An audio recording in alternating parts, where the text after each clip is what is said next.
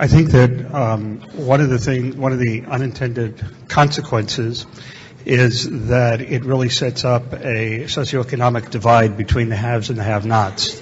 That the haves have the facility to hire attorneys, to pay a lot of money for very expensive custody evaluations. I'm in the Los Angeles area, so we're probably even more extreme than most of the communities, and that there aren't those kind of services available for lots of middle-class people, and certainly not for the poor. And that it creates a system that is it increases, doesn't create, the system is already there, but it certainly adds to the fuel of the system of the haves having the availability to spend all this money on custody evaluations, and then the poor not having those kinds of facilities available to them. And perhaps one of the things that AFCC needs to be doing is figuring out how we're going to bridge that gap. So panel, our first comment is about kind of this two-tiered, and some people consider a three-tiered system of justice that exists, and the unintended consequence of a custody evaluation promoting that even further. Commentary. One of the benefits to the families who aren't directly served by private custody evaluations is that those evaluators educate judges, lawyers, mediators, and others. And I've learned so much over the years in the cases that there were evaluations, and you can separate out what's unique to the family, but just general principles even of what kind of parenting plan is appropriate for a kid of a particular age, or other aspects that one would want the court to know, one would want the parents and decision makers to know, trickle down from those evaluations. We also, to greater or lesser extent, have had periods of time when private evaluators have been willing to do some pro bono work. I haven't seen too much of that lately. And in flush years, in years when courts are adequately funded, we have family court services evaluations. So it's actually the people in the middle who get squeezed out. We have publicly funded evaluations for those who can afford little or nothing. We have private evaluations for those who can afford a great deal more. And it's actually the middle, I think, who gets squeezed out of that individualized determination process. So following you for a second, one of the positive benefits, which doesn't necessarily relate to two tiers, but there is positive input into the system of an educational process from evaluators that educates the system to deal more effectively and to understand. It reduces the two tiers. It reduces the discrepancy because there's a greater sophistication of the system throughout. But then there's also there's an unevenness that I understand throughout the country, because there are some areas that have court-connected services that may offer services to some people that other areas don't have. There is the possibility of pro bono work, but if I took a poll right now, which I won't do, about the number of evaluators who are doing pro bono work, my guess it wouldn't be as high as we'd like it to be. And it's not as high as it used to be, at least in the community I see. Yeah. Yeah, let me comment on that for just a sec. I think that because it becomes less available to people who are impecuniary, as it were, one of the consequences of having full evaluations only available to a select group of people who can afford that is that courts and other organizations have developed the concept of something different than a full-length evaluation. And in some cases, what I would consider to be a more appropriate length or type of evaluation. Not necessarily completely abbreviated evaluations, but there are evaluations given certain circumstances for which full evaluations, including psychological testing, may not be necessary. And I think absent if everybody could afford the Cadillac model, everybody would be getting one type of evaluation, and one type of evaluation isn't appropriate for all families. I'm sorry, this is making noise, getting feedback. Yeah, we're getting a lot of feedback on the mics up here. Yeah, the concept that I've started to use is the notion of proportional constriction in the conclusions, that the less data you have, going up. No, go ahead. Just stay back. The less data we have, the more our conclusions should be appropriately constricted, and that doesn't happen enough. If you're in a situation performing, like I was, services for many indigent clients, and you've only got a couple hours or 3 hours or 5 hours, you've just got less data than somebody who's in a situation that has a 25-hour assessment that they do. Okay. Leslie. One of the positive unintended consequences is that the parents get educated. Is what? I'm sorry. The parents get educated. That I find that parents are educated, especially those who are young and not married and have a child together, about what it's going to mean in the future for them to have to co-parent a child, or they get educated about step-family development and the various phases and stages of child development that they may not have considered before. So through the process itself, I believe there's an opportunity, and it's often very beneficial, for the parents to consider some things that may not have been in their consciousness before. So I believe one of those unintentional consequences is that they get educated more about the parenting that they're going to have to be doing in the future with someone they may not like very much, and also the things that the children need at different ages and stages. Okay, so that's kind of consistent with what you were talking about, Leslie, about the educational process that comes from some of this. Aaron, go ahead. Well, I was going to jump in and say, and part of my role up here is to play devil's advocate a little bit. I would challenge the idea that we've got these Cadillac services. What we're talking about is the hovercraft level services here. If we're trying to do parent education, we don't need to do a custody evaluation to educate parents. If we're trying to answer, as Diana mentioned, a very specific question, are you sober enough to parent this weekend? Are you sober enough to parent in the long term? Those are not things that necessarily need a custody evaluation the way we've conceived of the maximalist model. But where I was going with all of that is we've got a system right now where you can spend $10 or $20 or $30,000 on an evaluation. Is that going to be the best spend for your dollars? Is that going to be the most effective way to spend that money? And if we have private evaluators out there who are making that kind of money, why are we not making them take pro bono cases? Because it's certainly, Your Honor, up to our judges who gets assigned to those cases. And we're in a county right now, Bexar County, Texas, that says if you want to be on the court-approved list, you're going to agree for every 10 cases we give you to do one pro bono evaluation. And that's how we're going to make sure that everybody has this service that's necessary at times and cases available to them. It doesn't require additional public funding. It doesn't require additional input to the system. You still have to balance, who's going to get those pro bono evaluations. But it evens out those tiers a little bit along the way, especially if we can figure out who needs a custody evaluation and who just needs better parenting training, who needs better socialization as co-parents along the way, and how do we move everybody that direction. There's a corollary question, though, and there's a question of when do you need to evaluate in the early stages of the first year or two after separation, because we know that the family's behavior isn't terribly normative or predictive of what they're going to do while they're in this whole uncoupling process. And so we don't know which of the families will have pulled themselves together after they adapt a bit to living in two homes. So how does that lead to an unintended consequence? Well, the unintended consequence is sometimes we're evaluating the wrong families, or we're labeling people as permanently high conflict and intervening too early, and the data we get is situational rather than characterological. Okay. So that's something to think about. Let me stop. We have a question. One of the other unintended consequences, I assume it was unintended, that I'd like to hear our panel address is the sort of tribal warfare that has evolved among categories of practitioners, in particular between the people who evaluate the evaluator or serve as forensic experts and the people whose orientation it is to treat or intervene or in some way assist the family.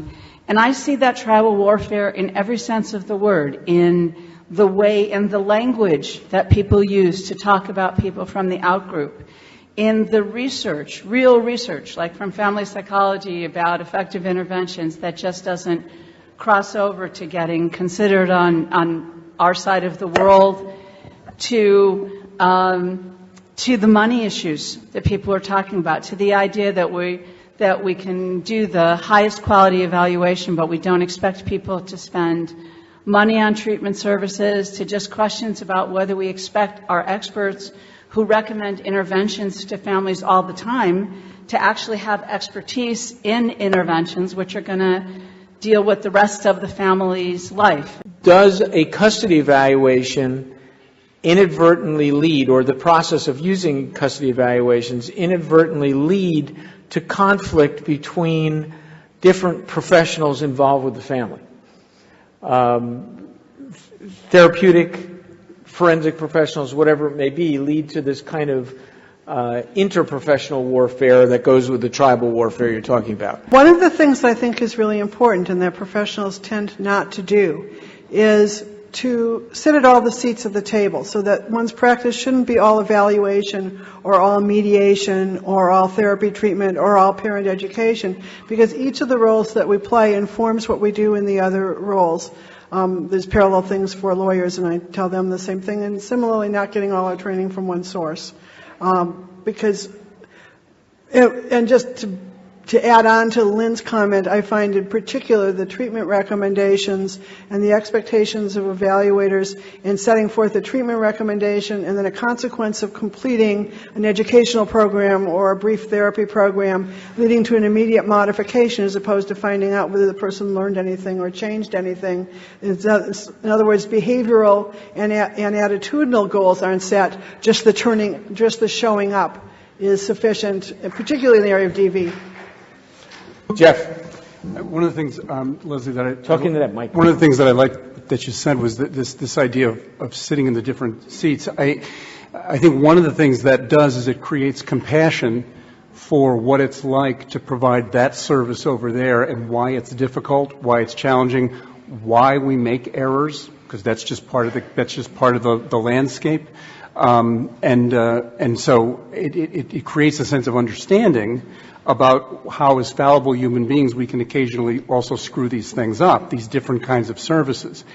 The other thing I want to add, and this won't come as any surprise to some folks here, and that is that I think one of the reasons we end up also with this birth of a new class of professionals who are doing review work and that kind of thing is because these evaluations, because that's what we're here to talk about, are profoundly, underline, italicize, and bold, profoundly subjective documents.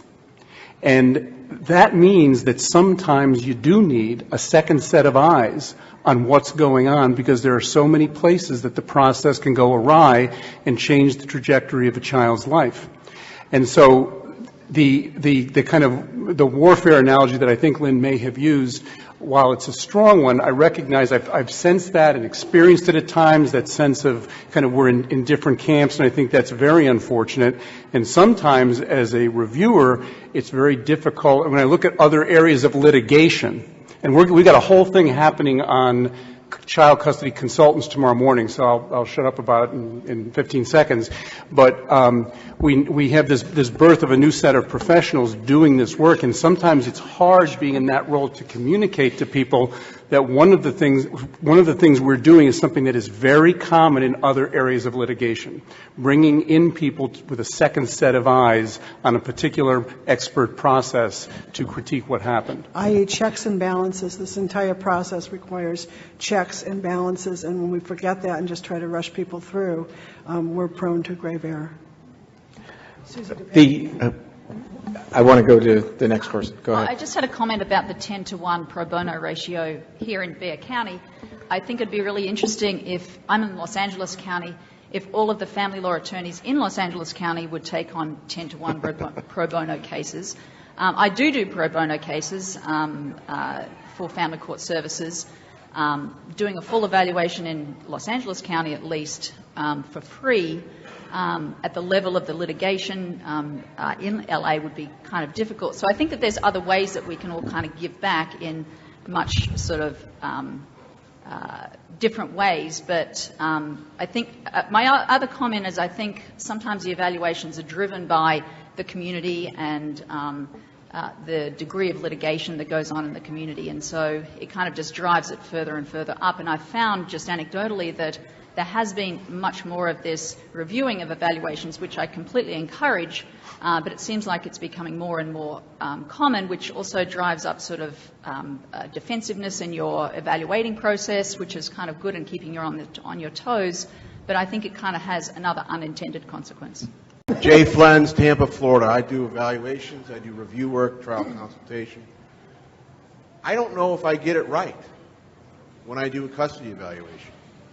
I don't know if I've made the right recommendation, and we don't have any data to follow up on this. We don't know if the amount of relitigation that happens in a case that I've recommended is the better alternative or the worse alternative. And the fact of the matter is we don't know whether what we're doing actually works. And we don't know whether we're making it worse for families or the kids. Okay. So are we, I guess, in unintended consequences, are we harming families and not realizing it? Are we benefiting families and not realizing it because we don't know underlying what's really affecting these families? Well, let me comment on that. And I am not a shill for Jeff and Tim, but honestly, it kind of doesn't matter if you've done your job right. You're not a guarantor of the result of the process.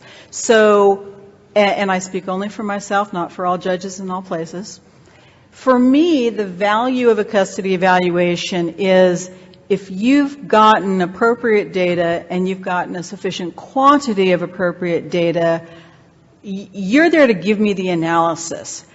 I kind of don't need you to tell me what the result should be. If you want to give me a recommendation, or if your jurisdiction requires that you do so, then do that. But for my money, you're paid for your education and expertise on being able to tie the data to parenting. And I don't expect that you're going to be able to guarantee what will happen in the future. You're a portion, as esteemed as you are, you're a portion of the information that I'll be taking in, if it gets to this point, in making my decision about what's going to happen with this family in terms of where the children are going to be.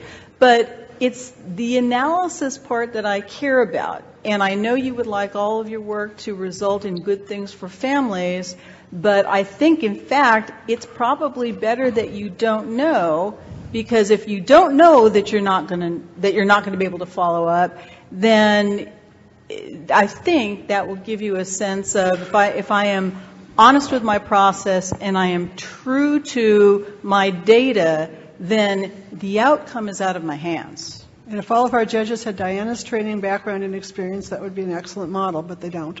We tend to have the DA who rotated in for 5 minutes and has never seen a child, much less know what the elements of a parenting plan are.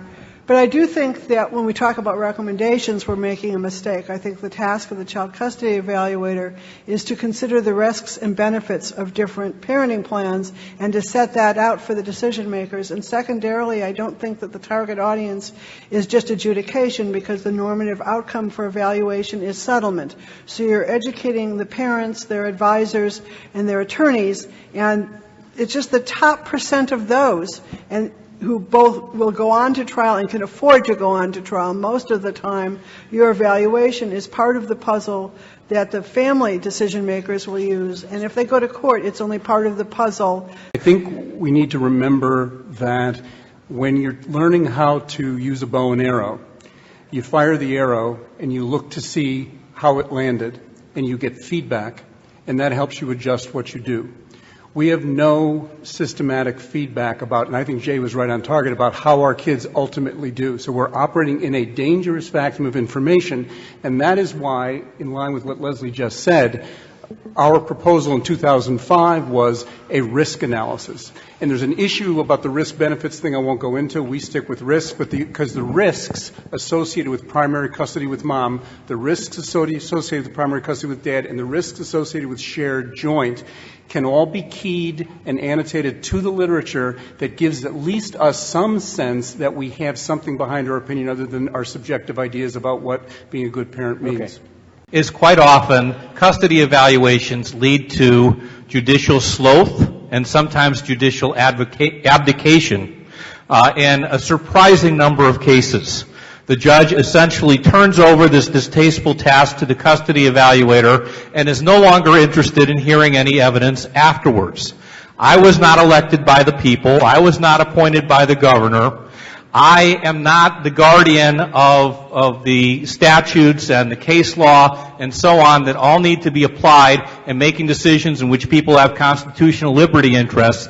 And yet, a tremendous amount of the time, and not just when the cases settle, the decision is really up to me, and quite often the judge is afraid to cross me in the sense of going somewhere I didn't want to go, regardless of the additional evidence that might be available.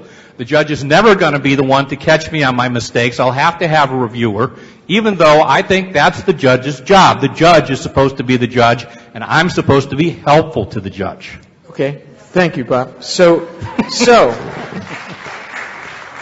what about this issue of an unintended consequence of some judges actually deferring their responsibility or abdicating their responsibility to the custody evaluator, and I would add to that, in a sense, in certain jurisdictions, pressuring for recommendations? I agree with Bob that absolutely happens. I think that yet more the reason why a risk-benefit analysis is more valuable to the bench than providing a canned series of recommendations as to what the order should be. Here's a copy for you, just fill in the names. That's clearly not your job. I do think that one of the possibly unintended consequences is if you do have bench officers who don't stay on top of social science, and I imagine not a lot of them do, then every time you provide an evaluation report that gives them some information about social science or new social science they may not have known about, that's kind of frozen in time for them. So if the last report they read talked about the tender years presumption and they don't get another evaluation for a long time, what you've given them is all they know unless they keep up. So I think that's another possibly unintended consequence. As evaluators, I think we do have to watch out for our complicity in that. We can't stop judges from being lazy at times, and that's really what was being talked about there. But we can put into our reports not just the cost-benefits analysis, the pros and cons, but the fact that the court does have additional information beyond what's included in our reports, that the court is using our work as a piece of what's going on to remind the court, to remind the attorneys involved, who can then go and appeal after the judges rubber-stamped our reports and say, this shouldn't have happened this way.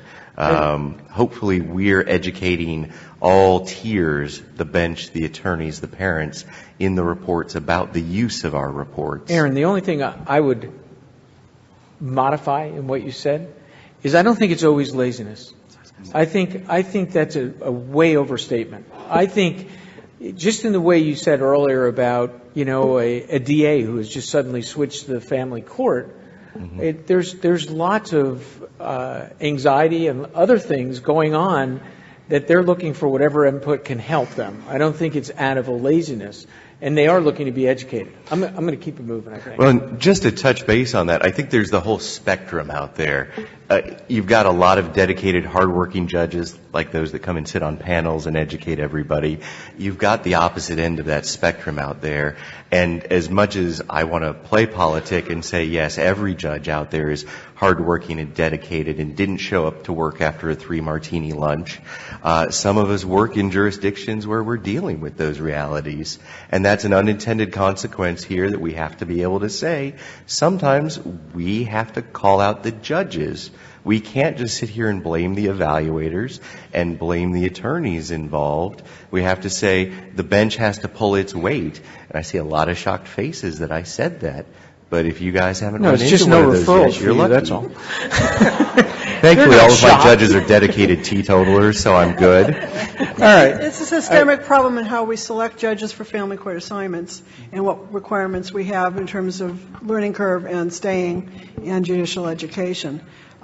Most of them are scared to death. I don't think it's lazy. And they're also burdened. I would not, I pro tem occasionally. I would not do, you could not pay me enough to do Diana's job, handle that calendar, handle making so many decisions each day based on inadequate information. I come home exhausted on the days I pro tem and worrying about whether I did the right thing. Okay. It's nuts. Jeff Siegel, Dallas, Texas. I hear us talking a lot about the unintended consequences of the outcome. I want to talk about the unintended consequences of the process. We all recognize fully that we are to do he said, she said, investigative evaluations, a lot of questioning, a lot of data collection, and very often I have found that over the years you create more angst in these people and more conflict by asking them about the different things that have gone on. And I'm not talking about substance abuse or IPV. I'm talking about, for a limited part of this audience, the itty-bitty mishigas that goes on that most people... Craziness, folks, is what he was talking about.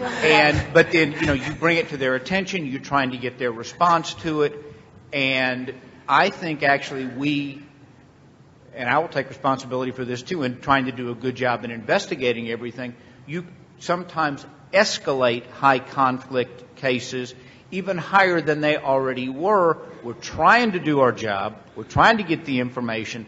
They get more and more angry about things, and that's what we end up evaluating. So whoever said situationally was absolutely right. So, is an unintended consequence the possibility of increasing the conflict rather than decreasing it and polarizing the parties more than bringing them together? Well, I very much agree that it is. I think one of the things that happens is we end up amplifying aspects of family life that people may have begun to let go of, and then we have to bring some of that stuff back up.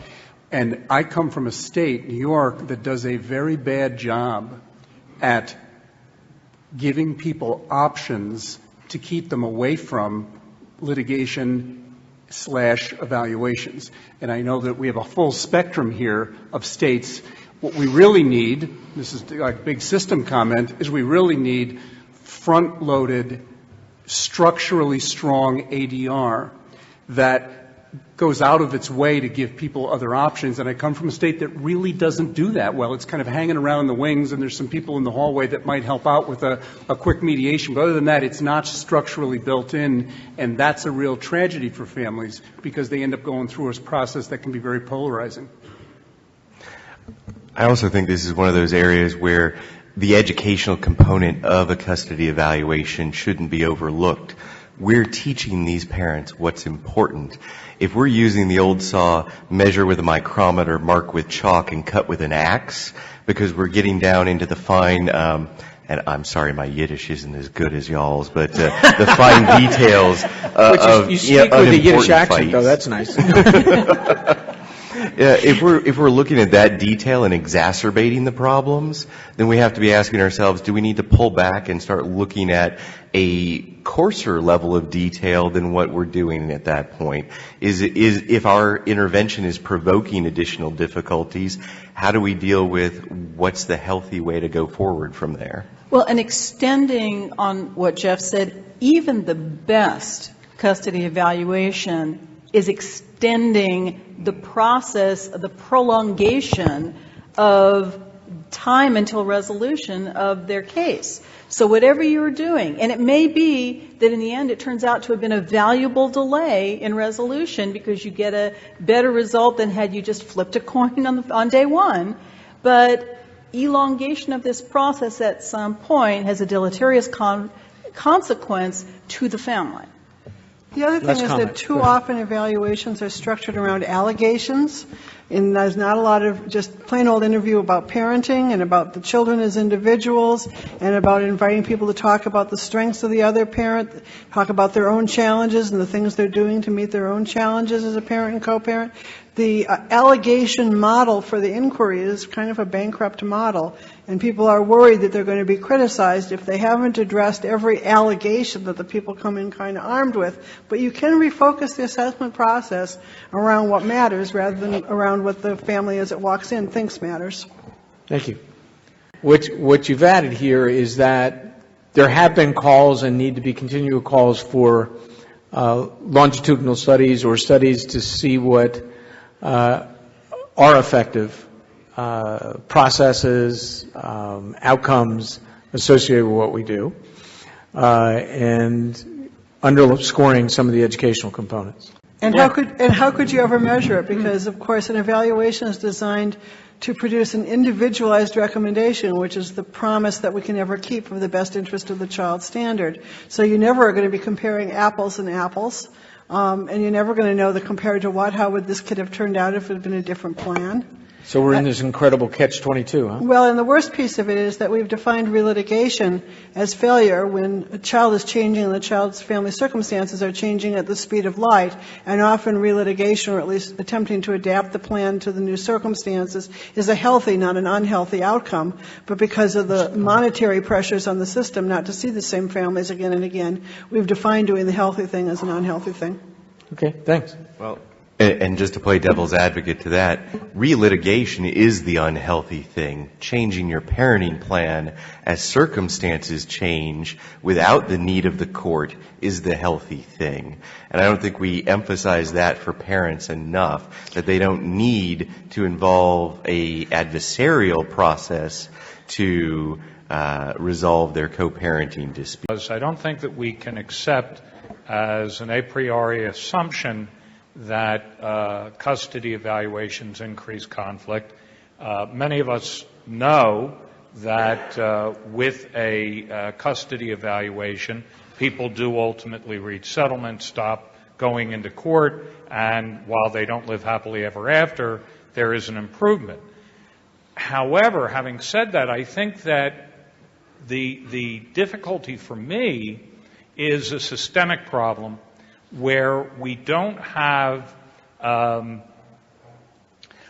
unified, other than this organization, AFCC, there's not a lot of consensus nationally in terms of what training a psychologist should have to be a custody evaluator, what training a judge should have to be a family court judge. In Pennsylvania, family court judge, all judges are elected. I believe they're elected in Texas. Many of the judges with whom I've spoke consider being assigned to family court as a punishment. It's something that early career judges wind up being assigned to, often with no experience at all of family law or psychology or child development. When you have this type of situation where you often have the blind leading the blind.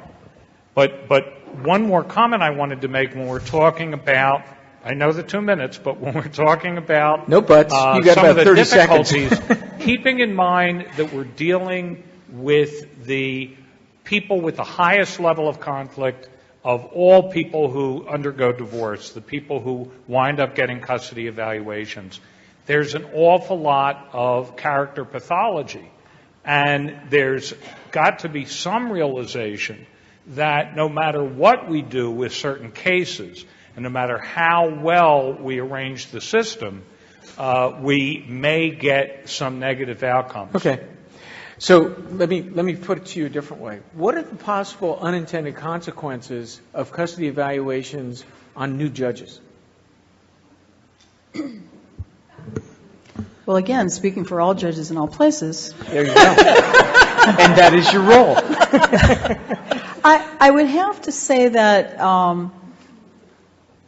and it's my experience, and it's been my experience throughout certainly the United States, that family law bench is not the most desirable. You get the newest folks from, either elected or appointed, frequently end up there and usually for a very limited time, usually for a couple of years, maybe 3 years. So unless something sticks, unless they, whether they've had no family law experience, but they find that in the first few years, it's compelling, it's interesting, they feel like they're doing, work that is the reason that they wanted to be a judge in the first place, then they move on to something else. But if you have custody evaluations coming in that lead them to be interested in both the process and family law in general, because you've given them something that says, hey, what I'm doing matters.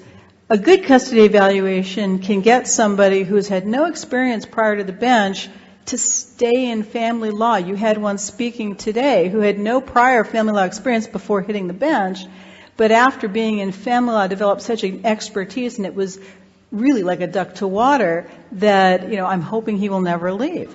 On the other hand, if you're not being discriminating about which cases get custody evaluations, because, well, if there's a child involved and there's money available, let's let them all have custody evaluations, then I do think that you tend to have the result of inexperienced bench officers relying on the recommendations, especially if the recommendations are specific enough that they can simply rubber stamp them, because why would you not? This person's got years of experience and education expertise that a new bench officer with no family law experience just doesn't have. You give them good information, you may make them stick around.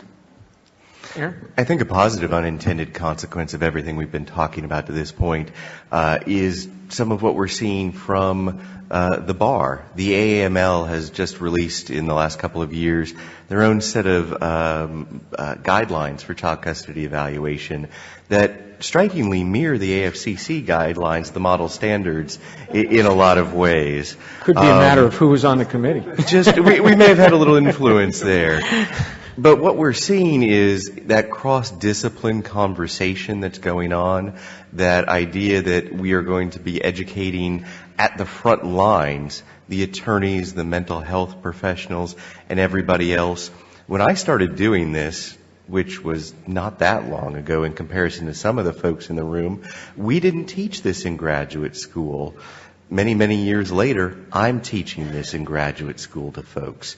Y'all are teaching this in some of your communities to folks in graduate school, in law school, and we're slowly but surely having that permeate through the conversation. I think we also have to into the mic. Remind ourselves really the massive, potentially helpful literature we have to bring to the courtroom, not to bore them with annotations, but to make clear that our discipline really does have a huge library. And those of you who know some of the positions I've taken know that one of the things I try to keep underlining is our role, in a sense, as librarians, not just as people who sit down and ask good questions, but as people who also then go to the library to see what our discipline really knows about things like permissive parenting, emotionally harsh responses to children, the effects of alcoholism on children. And it's a huge richness that we can use to help educate the judiciary. And by using our best literature, not our subjective take about what represents good parenting, but I've said that 3-4 times before. Okay. And what are the unintended consequences, I'm afraid, that comes out of this work is that parents leave the courtroom and parents leave the litigation feeling less competent as parents rather than more competent as parents. That's a serious problem. So what are your comments on the possibility that, in a sense, the system, but certainly custody evaluation within part of that system, helps to breed greater disrespect as opposed to greater respect between family members and between other professionals working in the area. When I'm training or mentoring lawyers, which I do a great deal of. Could you talk closer? When I'm training or mentoring lawyers, which I do a great deal of, formally and informally, I always stress to them that they have a duty to model how to disagree without being disagreeable for the family. And if they instead just start acting for the family and sending, little E-bombs to each other daily with greater and greater levels of acrimony, they're not performing a service, but they're also destroying their own credibility to the court, because when you're sitting there as the neutral, you're looking for kinds of thinking that you can identify with, and the more polarized and wacko the behavior of the professionals, whether they be reviewing experts or attorneys or parties, the less credibility those people have. It's just not an effective model. A lot of this is cultural, and each court has its own culture, and each courtroom and each bar has its own culture. But as we are mentoring our younger lawyers, we need to tell them that A, it doesn't work, and B, it's an immoral thing to be doing, because you're stirring people up rather than give them the tools for the future when they are inevitably going to disagree. Jeff, did you want to say something? Linda, I love the comment and the question, because it happens in a couple places. I mean, the cultural problem is an important one, which is, cross-examination has its roots in medieval torture, and you make the person as uncomfortable as you can so they tell the truth. Well, that breeds all kinds of disrespect. But as evaluators, I am struck by the ways in which some evaluators see themselves as kamikaze investigators. And it's a real problem. I've seen some that kind of do this thing where they sign contracts, if they've got contracts at the beginning of the process, and this just happened a couple weeks ago, and this guy didn't tell the family that, well, one of the things I do is I show up at your house at any time I want to, and you got to let me in. So he basically, kind of jumped out of the bushes, and she's in her bathrobe, and she felt she had to invite him in to watch the morning routine. Now that's an extreme kind of disrespect, right? But it is just a nibble at what happens on our part too as evaluators when we don't remember the edict, do no harm. Can I ask one question of the panel with respect to that? Do you feel, tying in with this idea of disrespect and lack of civility, I mean, one of the things we see is that we're not getting a lot of new young evaluators out there and young attorneys going into family law. Do you feel those are connected? Well, is that an unintended consequence? I want to play off Jeff's last comment about a nibble there. I often use the analogy, we're stepping into a boxing ring. We expect people are going to be throwing shots at us. We're going to keep our arms up. We don't expect to have our ears bitten off when we step into the courtroom. And unfortunately, the reviewer that goes in and doesn't attack your methodology, but attacks your personal life, the reviewer who brings up all of the dirt that they can bring into the court, where we're attacking the person and not the process, that's the equivalent of having your ears bitten off in the boxing ring. And yes, I see a lot fewer people that are willing to put up with that, because they say, I can go hang my little shingle, I can make just as much money over here in this little corner of the world doing my quiet little thing where everybody wants help, and not get the crud knocked out of me on a day-to-day basis. Diana, you want to say something? Yeah, I would say, and I don't think I'm unique in this, that acrimony in the courtroom is really uncomfortable for the judge. It feels awkward and unpleasant. And the most effective lawyers in my courtroom are not the ones who guerrilla witness as if I've never seen Perry Mason and this is a first. They're the ones who, as gentlemen and gentlewomen, may walk an expert down the garden path until, boom, you've identified, the big flaw in their analysis, and I go, oh, that was really interesting. And I think if you do that, if you act that way in front of a judge, especially one of the ones I was talking about being a newly appointed or newly elected judge, you give them an intellectual interest in how family law works. I think you're going to retain the good ones. 3 points. We've got plenty of lawyers coming to family law because there's no job for lawyers. So and everyone knows someone who's going through a divorce. So one of the problems we're having in family law is actually people who know absolutely nothing coming in and trying to make a living now that there's no big firm jobs for them. Okay. Mental health professionals, it's going in the opposite direction because they perceive it as too adversarial for them to tolerate. And on the intrusiveness count, evaluators seem to fail to realize that they are agents of the state. They are not acting in their individual capacity. They are the government. They are the Gestapo. They are, when you're a court appointee, you're the state of Texas or the state of California. You are not you in your private life. And there's a duty to minimize the intrusiveness of the state in the private life of the family and to treat the citizens with respect, as the questioner asked.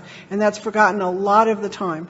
I'm Dan Bakar. I'm a custody evaluator and child psychologist from Santa Rosa, California. The Hippocratic Oath says, do no harm.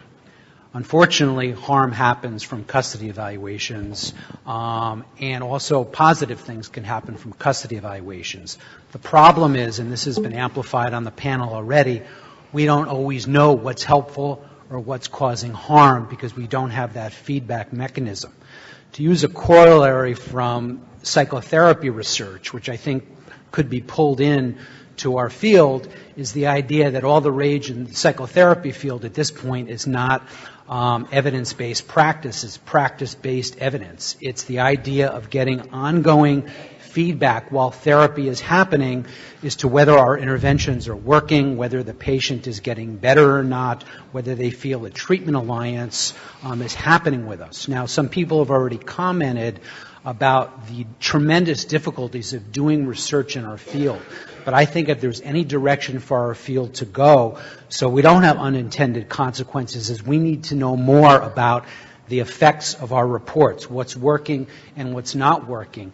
And perhaps AFCC needs to get a task force together to think about how to design this, how to get universities to cooperate with doing research. But the idea is, how can you set up some kind of feedback loop for every family that participates in a custody evaluation to be able to have to answer some questions and be able to statistically, if it's possible, be able to rule out bias from the standpoint of, the evaluator recommended in my favor, not in my favor, to be able to tease that out and be able to use the feedback so we can find out what impact is what we're doing having on these families. Is it helping? Is it not helping? Okay. Any comments? I actually tried that for a while. They used to send out questionnaires about what our experience was or our client's experience was with evaluation. We really couldn't respond to that because that evaluator might be doing a re-eval later on. That evaluator might be called to testify later on. The life of the family is long. Someone may be using the data that evaluator gathered. And also we couldn't do it honestly because we have to work in a very small community with these same people. I don't think you can get around that in the nature of this setup. I don't think you're going to get that feedback. One of the advantages that Diana has and that I have is that as lawyers we often see families over many years. And so we don't have just the snapshot of the evaluation, because they come back to us as their kids reach different ages and stages or different things happen, and we're with them at least for a few years during the divorce process at most times, so we get that longitudinal perspective. It's another reason why I think evaluators need to sit at all the different mental health seats at the table, because you see in the lives of your therapy patients, in the lives of your parent education attendees, viewpoints that you're not going to see if all you're doing are evals, or if all you're doing are mediations, or if all you're doing is collaborative. You've got to do it all. Okay. Just a touch, we heard the Hippocratic Oath mentioned in that. The idea of do no harm. A surgeon cuts not to do harm, but to heal in the long run. Our job is to figure out how we go from this where we're at early 1920s open chest procedure to a modern era laparoscopic approach to working with these families. We'll get there one day. We do have to get the universities interested in studying this. We do have to fund that kind of studying. I'll be passing a hat later on today. Just kidding. I really worry about these bombs that get dropped on people that are hundreds of pages long, that are humiliating, and they're in writing. And I really worry about people having those humiliating facts in writing that they now can show to the extended family and see what a SOB he is. And I'm part of that because I make recommendations and I write reports, but I try to keep them very concise because I hate that. And when I see a custody evaluation, it outlines everything about a person's life sometimes. And I just wonder what your thoughts are about that and how humiliating that can be. California has addressed that by statute, and we greatly restrict. California has addressed that by statute, and we greatly restrict the distribution of reports to those who aren't directly involved in the litigation, and we have pretty stiff penalties for those who distribute them. We also informally have a practice of often not releasing the report other than to self-represented litigants for the party to take home. They read it in the office, they work with their lawyers, they can come and go as often as they want to read it, but we try to discourage take-home reports. You can't when they're self-represented, so that it's not there for the kids to find in the attic in a few years. I think one of the ways to address this is frequently what we get when we get long reports with humiliating information, it isn't just the information, it's that everybody thinks that the worst thing said about them was the reason that the recommendation was made in a particular way. You know, that was the one bad thing I ever did drove the result. And I think that's one of the reasons that I'm more supportive of evaluators, rather than making recommendations, doing a risk-benefit analysis, because then you sort of can include how significant or insignificant to parenting any particular characteristic was. Even the worst event that may have to be included because it would be inappropriate to omit it, that you've put in an evaluation report, you can still say, and yet, notwithstanding this person's 20-year heroin addiction, we see that they've done the following things, and it's been 20 years, you know, that they've stayed clean and sober, and so it doesn't seem like it's going to affect. But,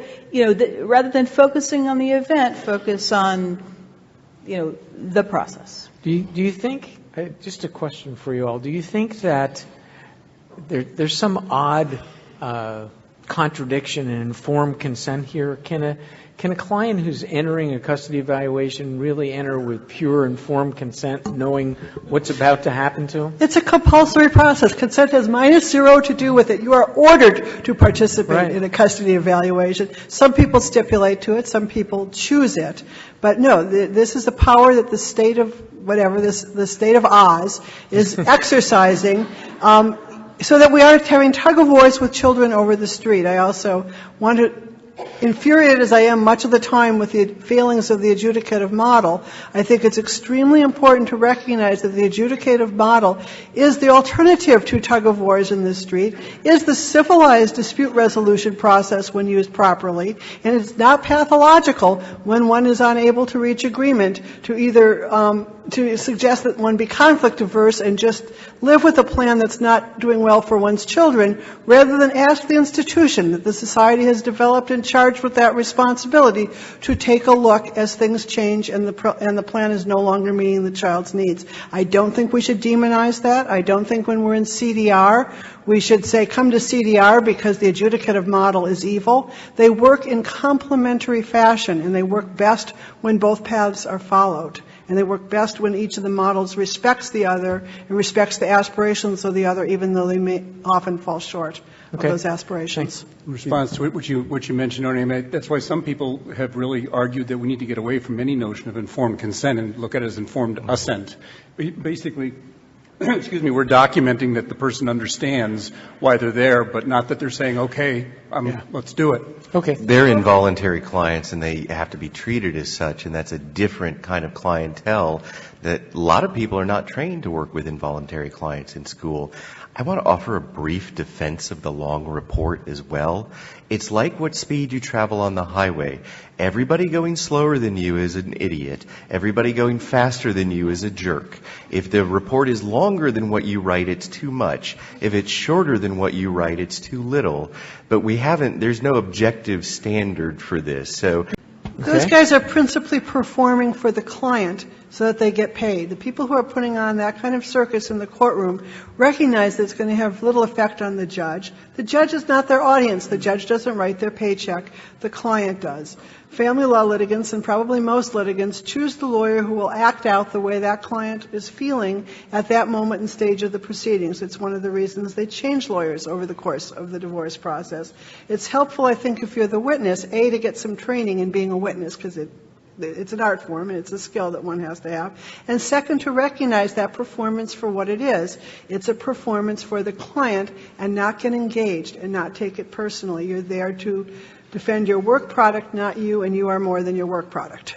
If we induce some kind of, where's Bud? Where'd he go? If we induce some kind of angst or terror in 2005 about the professional practice of saying, therefore, Judge, the children should be with the father every other weekend and a Wednesday night, we did our job, in my opinion. I think to have missed looking at that issue would mean that we would continue to misrepresent the limits of our expertise. The flip side of it, though, and this is the part that I struggle with because I feel like we didn't get the message out sufficiently, and that is what we have to offer. It's huge. It's huge for judges. It's massively beneficial as long as it's constrained. The unintended consequence of custody evaluations that troubles me the most is that there is some prolonging and even perpetuation of the natural consequences of high conflict divorce for children when they are brought into the custody evaluations. And while I am all for giving children a voice, and I think it's important, they are often told what to say and how to be and how to behave, and why did you say that to her, and why did you do that in front of him? And I think it adds to the pressure. So I think one of the things we should be focusing on as advocates for children is how to better insulate them when they are forced to participate in a process not by their choosing, but by the choosing of their parents, and a court system over which they have no control. I think it's very, very, very, very, very dangerous for anyone other than a court-appointed attorney for a child or a CASA or a guardian ad litem to frame their role as an advocate for the child. You are not an advocate, you are an expert, you are the evidence.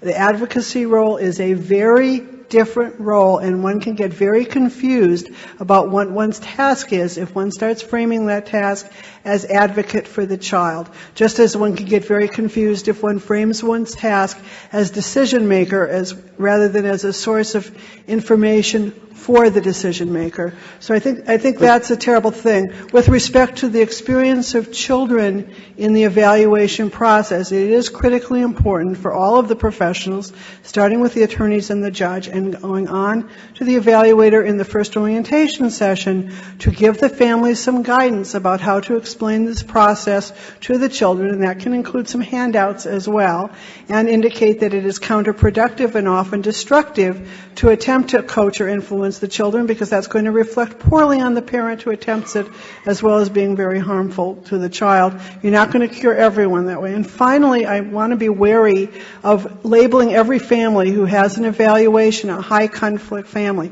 It is not like there's some magical perfect parenting plan that is in the best interest of this child and everything else should not be considered. Reasonable people can have reasonable disagreements about what the parenting plan should be, and often their circumstances, particularly geographic distance, make it impossible for there to be an optimal plan, and one of them is going to suffer a grievous loss and the children are going to suffer a grievous loss. That doesn't make them a high conflict family. That makes them a family with a very difficult problem that they're looking for more information and analysis to help them solve. Would we not, however, from the comment, agree that an unintended consequence of custody evaluations may be to significantly increase the stress of the family in general and the children, especially if they become useful pawns within that process? I'm going to echo Leslie's compared to what analysis in this, because by the time we're talking about a child custody evaluation, I think the unfortunate reality is we're no longer talking about best interest. We're talking about least detrimental alternative. That may be true, but there are some jurisdictions where custody evaluations are ordered very early in the process. And we don't know if that's played out yet. That's all. That's what I would add. A lot of this comes from the fact that all of our models were designed when custody was simple. It was a binary choice, and the only cases that were litigated were those that had exceptional circumstances because there was a shared societal norm about what parenting plan was best for most children. We're now far down that road, but we're using institutions that were designed for the rare case that usually involves some form of pathology. It's not scalable. The adjudicative process isn't scalable. The evaluation process isn't scalable. Our entire model that we're using now is not scalable, given that we've got a birth rate of 50% of the kids being born to non-marital families and a pretty high divorce rate. So that you just can't build this out in any kind of quality way that's going to provide service to most or much less all of the kids who are going to be spending part of their childhood in two homes. And it's time for us to start thinking about what is scalable, what is achievable, what we can do with community education, what we can do with support groups that reach families from the point of prenatal care on, and what we can do in terms of our celebrities and our public spokespeople modeling new norms of co-parenting for a new century. Thank you, Fred.